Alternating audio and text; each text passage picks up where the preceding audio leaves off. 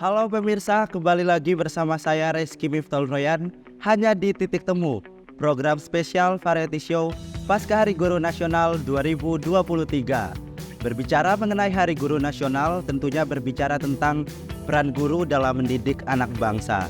Dan tadi kita telah menyaksikan lagu Himne Guru, dan dalam lagu tersebut menggambarkan tentang sosok seorang guru yang selalu mengajarkan kebaikan dan pengetahuan terus-menerus kepada anak-anak bangsa. Dan dalam program ini kami telah menghadirkan narasumber dari salah satu tenaga pengajar Sekolah Sanggar Anak Alam. Namun sebelum itu, mari bersama menyaksikan dokumenter dari Sekolah Sanggar Anak Alam. Ini dia videonya.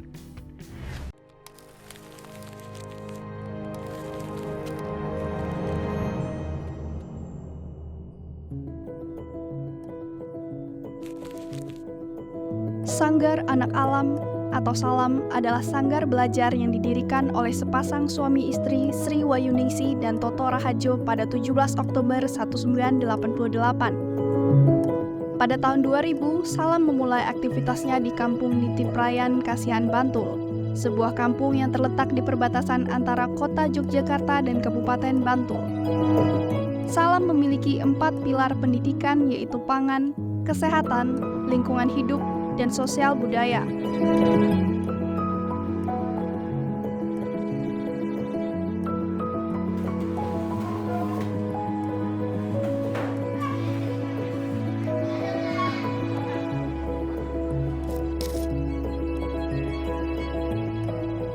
Sedangkan fokus utama di Salam adalah pembentukan karakter anak dan bukan hal-hal fisik di lingkungan sekitarnya.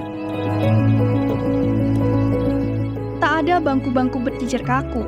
Di ruangan itu hanya ada satu meja kayu panjang yang dipakai bersama layaknya meja makan di rumah. Sekolah ini pada tahun 2000 lalu dengan kurikulum yang berbeda, yaitu berbasis riset. Jika di sekolah formal, tiap semester anak-anak wajib mengikuti 8 hingga 10 mata pelajaran yang sudah ditentukan oleh sekolah. Di Salam, mereka memiliki sendiri topik riset mereka, baru mengembangkan risetnya ke pengetahuan lain. Dengan metode seperti ini, pengetahuan yang muncul adalah pengetahuan yang benar-benar dibutuhkan oleh siswa.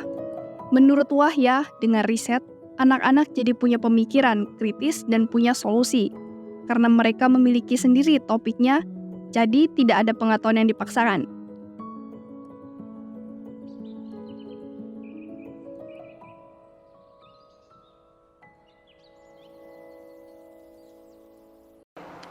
Itu dia tadi video dokumenter dari Sekolah Sanggar Anak Alam. Nah, dan saat ini kita telah menghadirkan narasumber dari salah satu tenaga pengajar yang ada di Sekolah Sanggar Anak Alam. Udah ada Ibu Sumi. Apa kabarnya, Bu? Alhamdulillah baik. Oke, baik. Ini adalah Ibu Sumi, tenaga pengajar full-timer selaku fasilitator yang ada di Sekolah Sanggar Anak Alam. Baik, Ibu, sebenarnya Sekolah Sanggar Anak Alam itu apa? Dan bagaimana konsep pembelajaran yang ada di Sekolah Sanggar Anak Alam itu sendiri? Oke. Sanggar Anak Alam itu adalah metode pendidikan non formal yang berbasis pada PKBM, pusat kegiatan berbasis masyarakat gitu. Dan di Sanggar Anak Alam ini pembelajarannya sedikit berbeda dari sekolah formal karena satu, tidak ada mapelnya atau mata pelajaran, yang kedua tidak ada seragamnya. Yang ketiga, tidak ada peraturan, tapi kami menggunakan istilah kesepakatan gitu ya. Jadi pembelajaran di Salam itu metode riset itu sesuai dengan minat dan keinginan anaknya. Mereka mau belajar apa, mau memahami tentang apa. Jadi fokus mereka di risetnya itu sesuai dengan minat mereka. Jadi terus yang berikutnya terkait dengan kesepakatan Salam. Kesepakatan itu ada 3 yang secara umumnya ada menjaga diri sendiri, menjaga teman, dan menjaga lingkungan. Nah, untuk detailnya biasanya kesepakatan per kelas juga dibuat. Jadi kesepakatan itu ada kesepakatan umum yang tadi 3 itu, dan ada kesepakatan per kelas. Nanti detailnya di tiap kelas itu ada kesepakatan masing-masing gitu. Nah, untuk terkait dengan pembelajarannya, kalau di Salam itu mengambil kurikulumnya itu dari konsepnya Ki Hajar Dewantara, pendidikan merdeka. Jadi riset itu adalah salah satu bentuk untuk mengeksplorasi gimana anak-anak itu mengenali minatnya sehingga proses belajar mereka lebih sesuai dengan mereka dan mungkin lebih merdeka ya secara pemikiran mereka, secara ide, secara konsep risetnya mereka gitu. Jadi itu yang menjadi acuannya Salam dari Ki Hajar Dewantara. Jadi sekolah Sanggar Anak Alam ini adalah sekolah non formal dengan konsep yang tidak memiliki peraturan seperti sekolah formal pada umumnya, namun memiliki kesepakatan. Dan juga metode belajar di sana sangat cukup banyak ya Bu. Seperti apa tadi salah satunya? Ya, sebenarnya riset itu tiap anak beda-beda. Jadi tiap anak itu berhak menentukan risetnya sesuai dengan pilarnya Salam. Pilarnya Salam itu kan ada 4. Ada pangan, ada kesehatan, ada lingkungan, dan ada sosial budaya. Jadi orientasi risetnya itu harus mendekati 4 pilar ini gitu ya. Sehingga proses belajar mereka juga sesuai dengan konsepnya Salam gitu ya, ketika mereka memilih tema-tema belajarnya mereka. Berarti dapat dikatakan tenaga pengajar di sana itu cukup memberikan seperti konsep kurikulum tadi, yaitu menyusun dari Ki Hajar Dewantara menghadirkan konsep belajar yang berbeda sesuai 4 pilar sekolah Sanggar Anak Alam tadi. Ya. Seperti yang kita lihat pada video feature tadi, di sana siswanya itu cukup memberikan informasi tentang apa yang mereka dapatkan di sana, seperti belajar mengenai sejarah, kemudian sosial budaya dan lain sebagainya. Nah, kemudian kalau boleh tahu Ibu Sumi ini menjadi tenaga pengajar di sana terhitung dari tahun berapa? Oke, saya mengajar di Salam itu sejak 2016. 2016 itu saya masih volunteer ya, tidak full time gitu. Jadi masih 2 kali sampai 3 kali seminggu. Karena saya masih kuliah. Terus 2018 baru mulai full time karena udah selesai kuliahnya, udah bisa full time di Salam sampai sekarang. Berarti dari 2018 sampai sekarang full time sebagai guru. Ya, fasilitator ya. Kalau di Salam nggak guru ya. Oke. Menarik ya sekolah Sanggar Anak Alam ini. Oke.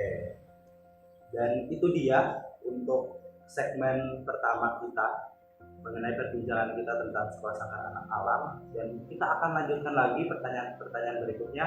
Namun sebelum itu, mari kita menyaksikan bersama feature tentang proses belajar mengajar yang ada di sekolah Sanggar Anak Alam. Ini dia videonya.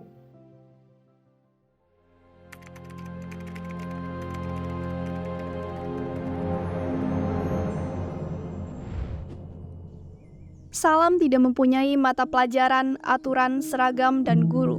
Peserta didik dapat berguru dari siapa saja dan di Salam dikenal dengan fasilitator. Tidak seperti sekolah pada umumnya yang memiliki mata pelajaran, di Salam peserta didik belajar dengan metode riset. Riset yang dilakukan sesuai dengan passion masing-masing individu. Passion yang mereka temukan dipelajari, dipahami, dan dikuasai.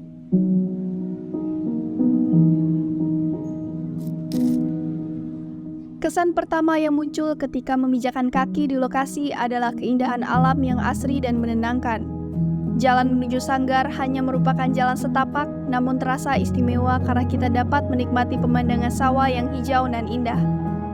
Masuk ke lingkungan sanggar terlihat beberapa bangunan ruang kelas, tempat bermain, dan halaman yang luas.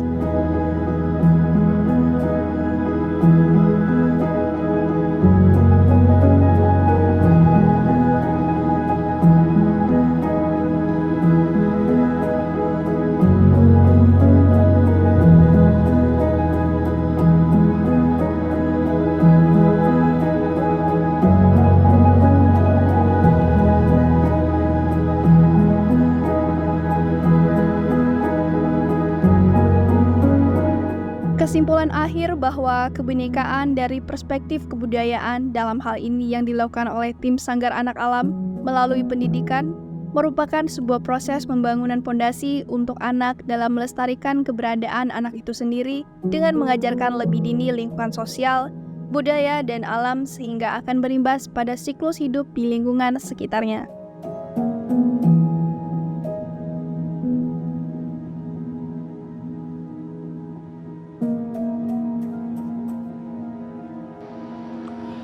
Dan pada intinya sekolah Sanggar Anak Alam ini adalah sekolah yang cukup unik ya Bu menurut saya, karena memiliki peraturan yang sedikit berbeda dari sekolah-sekolah pada umumnya, seperti peraturan, kemudian seragam, kemudian juga konsep kurikulum pengajaran di sana. Dan tentunya dengan adanya beberapa hal tadi akan muncul stigma nih Bu di tengah-tengah masyarakat kita, di tengah banyaknya pendidikan formal yang selalu memberikan kalau pendidikan tuh harusnya kayak gini, nggak kayak gini. Nah, itu menurut Ibu pesan untuk masyarakat dan khalayak luas mengenai stigma tersebut tentang sekolah Sanggar Anak Alam.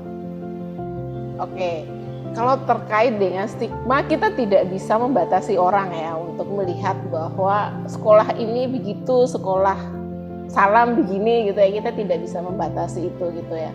Yang bisa kita lakukan adalah ketika stigma itu muncul dan stigma itu terkait dengan apa, ya itu yang akan kita selesaikan gitu ya. Dan kita tidak juga bergantung kepada stigma orang gitu ya, gitu apa yang sudah orang lihat terkait dengan Salam, ya udah Salam seperti itu gitu ya, berbeda, dia tidak bisa sama dengan sekolah lain pasti gitu. Tapi cuman begini, stigma ini muncul karena apa gitu ya. Kalau ingin membandingkan bahwa Salam dengan sekolah formal ya jelas berbeda, itu mungkin akan stigmanya banyak. Kenapa tuh sekolah kok nggak ada mata pelajarannya? Kenapa di sekolah kok nggak ada pelajaran agamanya? Di Salam tuh nggak ada pelajaran agamanya.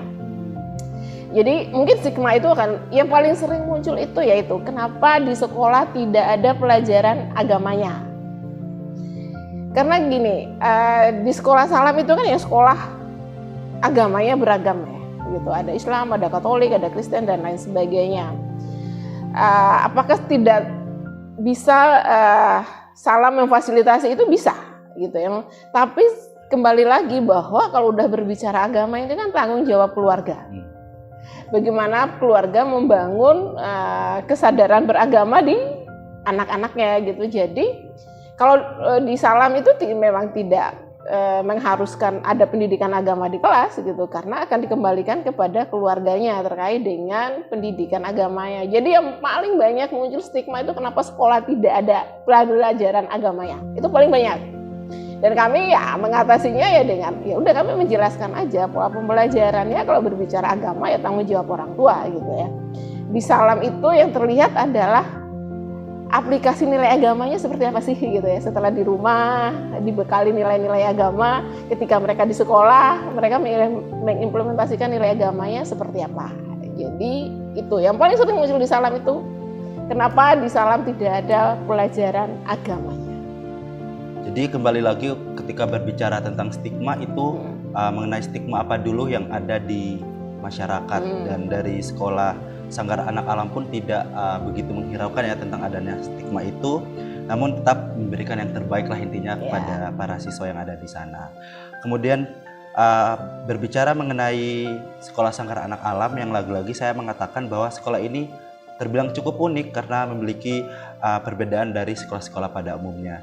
Dan ada pastinya tantangan tersendiri dari siswa-siswa yang ada di sana ketika menjalani proses dengan konsep pelajaran yang berbeda dari sekolah pada umumnya. Ketika mereka kehilangan motivasi sebagai tenaga pengajar di sana, bagaimana Ibu Sumi sendiri memberikan motivasi kepada siswa-siswa tadi? Oke. Sebenarnya tantangan pertama pembelajaran di Salam itu adalah pembelajaran individualnya. Jadi tiap anak itu kan punya minat yang berbeda-beda.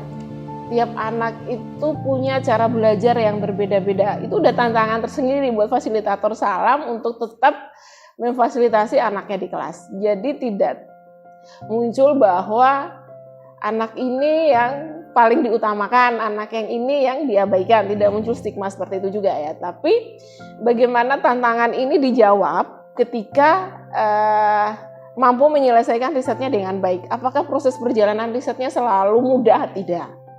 Selalu ada hal-hal yang harus ya kita selesaikan, misalnya muncul kemalasannya, muncul ketika apa yang harus bukan apa yang harus saya pelajari, tapi sumber belajar saya yang bisa mendukung saya ini apa, kok saya mengalami kesulitan ketika saya mencari narasumber misalnya. Itu bagian dari tantangan proses belajarnya. Nah, apa sih yang harus dilakukan oleh fasilitator gitu ya ketika anak-anak ini kembali mau mengerjakan risetnya, kembali bersemangat gitu ya. Jadi kami coba mengajak mereka biasanya ngobrol, bercerita, terus coba menemukan hal-hal yang mereka senangi apa, dan mungkin dari situ kita akan menemukan, oh ya kamu bisa belajar lewat ini dulu deh, agak muter nggak apa-apa, tapi bisa menghasilkan sesuatu sing sesuai dengan riset mereka gitu ya. Jadi prosesnya seperti itu. Nah, kembali ke Ibu, terhitung sejak 2018 ya Bu, kurang lebih 5 tahun menjadi seorang guru, tenaga pengajar di Sekolah Sanggar Anak Alam ini, tentunya memiliki cerita atau pengalaman berkesan. Boleh dibagikan Bu, diceritakan kepada kami, ada cerita apa aja selama kurang lebih 5 tahun ini?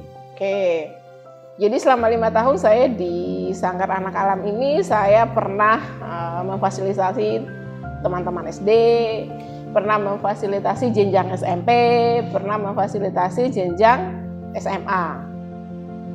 Jadi setiap jenjang itu punya pengalaman yang berbeda-beda. Kalau di SD pembelajarannya lebih kuat di pendidikan karakternya ya. Misalnya ya tadi terbiasa untuk menyatakan maaf kalau salah, kalau minta tolong orang lain terbiasa dengan mengucapkan kata tolong gitu ya. Jadi emang penguatannya di karakternya. Kalau di SMP itu udah diupayakan menemukan minatnya apa gitu ya, sehingga skill dasarnya udah bisa dicapai dalam risetnya mereka gitu. Nah, kalau di SMA udah sampai pada tahap mereka bisa pada life skill-nya apa, skill up-nya apa. Jadi mereka udah mengerucut kepada skill mereka. Jadi itu sih kalau pengalaman saya di Sanggar Anak Alam. Tentunya menjadi tenaga pengajar atau guru di Sekolah Sanggar Anak Alam ini tentu banyak sekali ya Bu, cerita-cerita dan pengalaman berkesan di sana. Tidak terasa kita sudah berada di penghujung program Variety Show spesial Hari Guru Nasional tahun 2023. Terima kasih kepada Ibu Sumi selaku narasumber pada program Titik Temu hari ini. Tak lupa juga kami ucapkan selamat Hari Guru kepada seluruh guru yang ada di pelosok negeri Indonesia. Teruslah berkarya untuk kualitas pendidikan Indonesia yang lebih baik lagi ke depannya. Dan kami punya kenang-kenangan untuk Ibu selaku apresiasi kami di spesial Hari Guru. Terima kasih Mas. Saya Reski Miftol Royan selaku host dan mewakili seluruh kerabat kerja mengucapkan terima kasih, pamit undur diri dan sampai jumpa.